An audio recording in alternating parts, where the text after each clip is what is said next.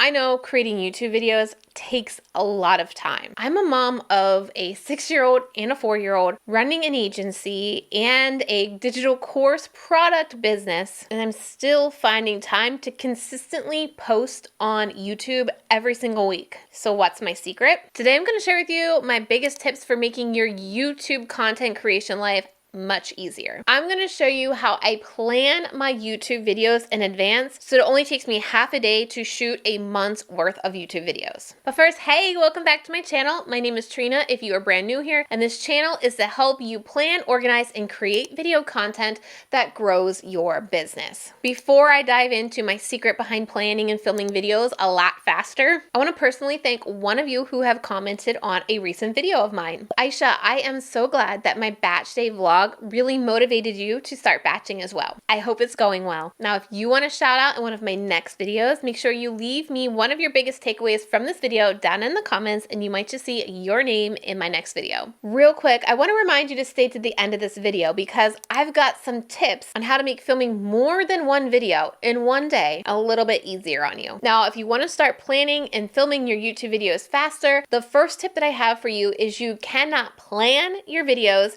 and film your videos on the same day. Today, for me, I am shooting 4 videos. Now, I've already planned these videos yesterday actually because I want to make sure when I sit down here to record the videos, all I'm worried about is showing up and speaking to you on the camera. If I had to also plan that content, that takes a lot of brain power for me. I'm researching the video, I'm planning it out, I'm thinking about what I'm going to be saying. And so by the time I'm done planning that video and writing my video game plan, I'm exhausted and I can't show up here on video with the energy that I can on a new day. So let me walk you through what I did yesterday when I was planning my videos. As far as how long you should take to plan a video, it may take you about an hour to plan each video. Now remember, you can take these YouTube videos, you can turn them into Instagram videos, you can turn them into Facebook videos, you can turn them into posts. And so while you are taking more time to plan these videos, you can really repurpose them if you do put the time into planning these right. So let me walk through my planning checklist for you. The very first thing I do with any video I'm about to create is determine what the goal of the video is. I talked about this a little bit on last week's video and the outdated YouTube growth tips that you shouldn't be following anymore, but you really need to determine what type of video you're going to be creating before you start planning it. So is the goal of your video to get views, to get subscribers, to get sales? Because this really is going to dictate the topic that you're going to pick for your video, which is the second thing on my checklist, determining the topic of my video. Now you will notice that I'm not saying the keyword or the tag of my video.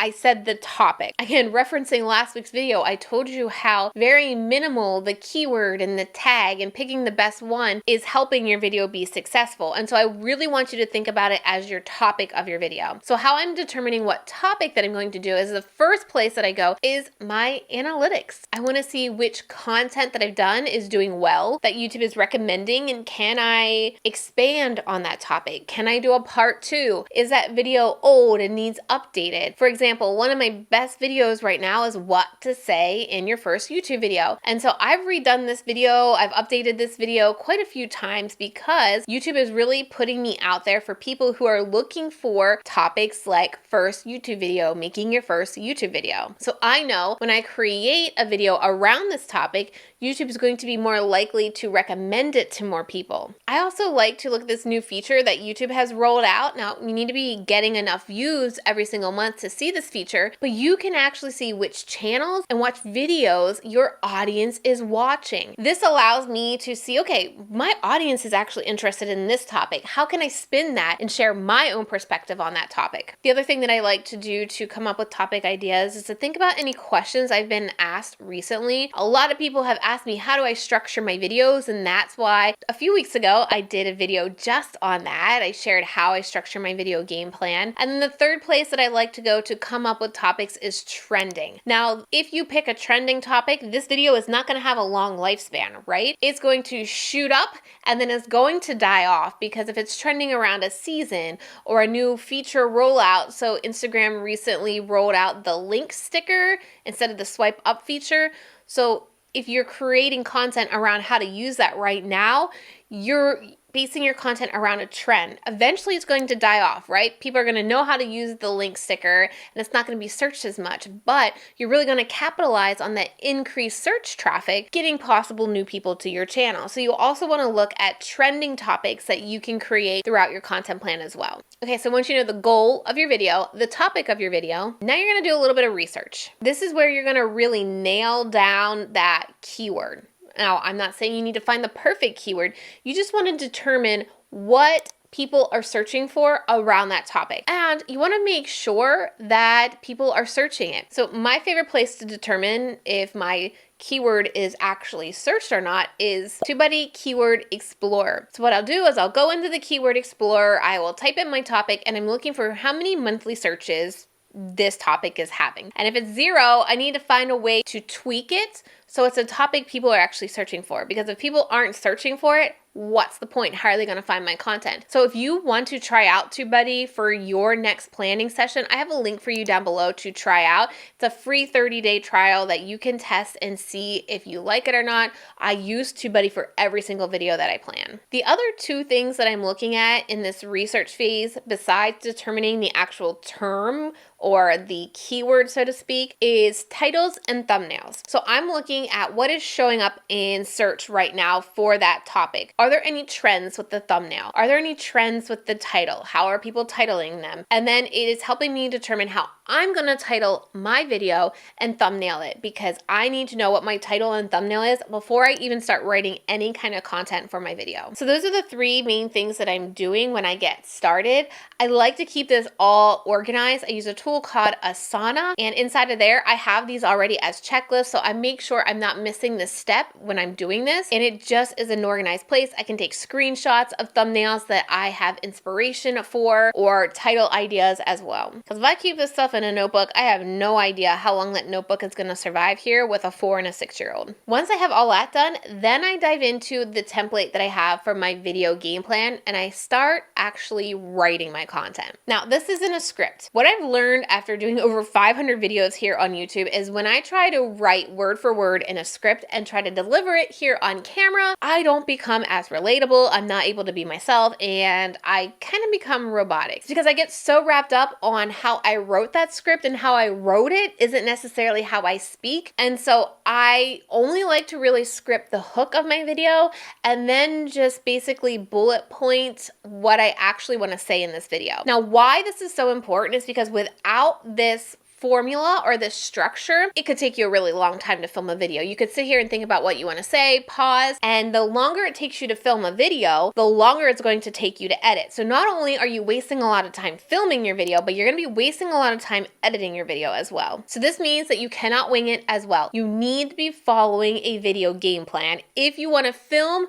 videos faster. There are some key elements that every single game plan needs to have for a successful video, i.e. audience retention does well, as in people watch your video and watch it to the end. And I break down all of those pieces in a recent video that I did. I will link it right up here so you can watch that after this video. And it goes into each piece of the video that you need to have planned out. It's really essential to understand here that without doing this upfront part, without determining the goal, without doing the research, without writing the video game plan, you're not going to be able to film your videos faster. This process has to be done on one particular day. So you can sit down here and bang out these videos in less than a few hours. So once I have all of that done, like I said, I did that yesterday for 4 videos. I have it all in my Asana. I have my outline, my game plan all ready to go. So today, after I got kids to school, dropped off at preschool, I can sit down and film these videos before lunch. I like this because I only need to do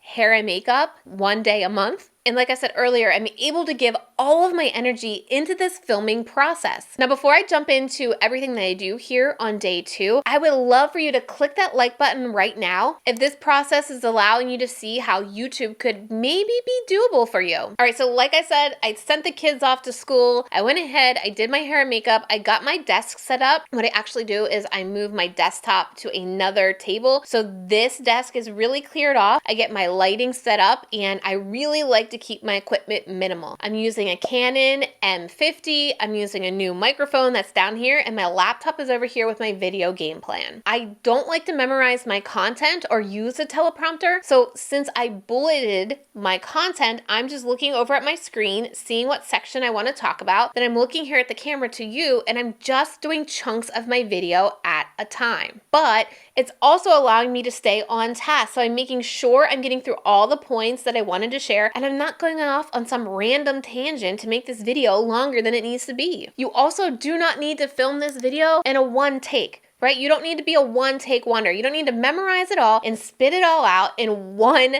take, all right? I hit record on my camera and I'm saying chunks of the video, and then I'm pausing and I'm saying chunks of the video. In fact, I'm even messing up, and I just go back to what I was saying and then re-say it so that we can edit out all those mistakes. And yeah, I'm messing up just like this clip right here. Today I'm going to share with you my biggest tips for making your YouTube content creation life much easier. But also understand that you don't need to delete all your mistakes. You are human. We connect to humans. We don't need to watch a perfect robot. We want to connect with you. We want to see you trip over those words and laugh about it yourself. That's what makes you relatable, likable, trustworthy, right? No like and trust. So since I'm recording this entire video at once, I generally have about a 20 to 25 minute video clip, and we will just cut out all the pauses where I was looking at my script and regrouping myself. I'm now at the point where I do have a video editor, Annabelle, who does that for me, but I used to do this myself when I got started. And what I would do is I would look at the sound waves of my video file and edit out those places where I'd pause, and it makes editing go so much faster. I have found that having a bunch of little clips makes it too overwhelming, and for my brain to wrap around all of these little clips and the possibility of losing a clip or there, that's why I just like to do one large file. Now let's move into those bonus tips on how to make this filming day faster. Since I'm filming more than one video, all I do differently is have different shirts. I am not changing my makeup. In fact, I wore the same red lip in the last video. I'm not changing my hair. I am just changing my shirt for each video. The second thing to make this day easier is don't add anything else onto your calendar. I did this cardinal mistake. I do have a phone call later today, and it's just because I didn't have my calendar blocked off right. And I really wish I don't have that call because I'm thinking about it. It's in the back of my mind. And when you're filming, I want you to really just be present and thinking about the people you're speaking to on the other end of the camera and not worried about what else is on your to-do list that day. The third piece of advice I have for you is to make sure your batteries are charged for your camera, you have space on your phone if you're using your phone, and you have backup camera cards. Nothing sucks more than to be in the middle of a video and your battery die and you don't have a backup battery. I have 3 backup batteries for my camera, and I have 2 SD cards for my camera that are 128 gigabytes. That way I'm never running out of space, and I always have a battery to keep my process going. Now, if you want a detailed breakdown of what to actually say in your video, watch the video that is on your screen right now, because I walk through the 4 main parts every YouTube video needs to have. And if you are looking for some equipment recommendations, watch the other video that's on your screen, because I'm sharing the minimal equipment that you need to get started. If this video was helpful, make sure you hit subscribe, and I'll see you next week.